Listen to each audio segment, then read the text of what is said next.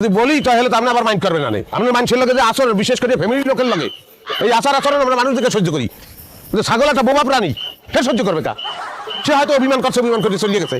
আমি ভাবছি যে আবার আসবে, এখন হ্যাঁ আসে নাই, হ্যাঁ অভিমান করছে, এটা তার ব্যক্তিগত ব্যাপার, সেই জায়গায় আমি হস্তক্ষেপ তো করতে পারি না। জামাই, তোমার এই ব্যাপারটা দায়িত্ব নিয়ে করা উচিত আছিল। আমার নজর তো উঁচা, আমার নজর তো নিচে না। আপনাকে ছাগল একটা দেড় ফুটি ওইদিকে চক্ষু যায়, প্রত্যেকটা ছাগলই কালা।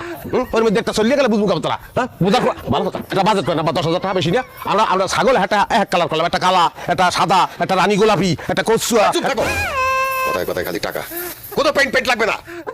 এখন থেকে তোমার ছাগল গরুর দায়িত্ব নিতে হবে না, যাও। এই যে আব্বা বুঝলেন তো বুঝলেন, দেরি করে বুঝলেন, একটা মাঝখান দিয়ে ক্ষতি হয়ে গেল। আচ্ছা বাদ দে জামাই, সকালবেলা এই সুমিরে পাত্রপক্ষ দেখতে আইবো, তুমি রেডি হয়ে থাকো। পাত্রপক্ষ দেখতে হবে আর মানে কি? তো তো বিয়ে ঠিক হয়ে গেছে, আমি জানি না। আর কথা পাত্রপক্ষ আগে দেখতে হবে। হ্যাঁ আমরা আগে পাত্ররে দেখবো, আমাকে পছন্দ হয় কিনা এটা হলো ব্যাপার।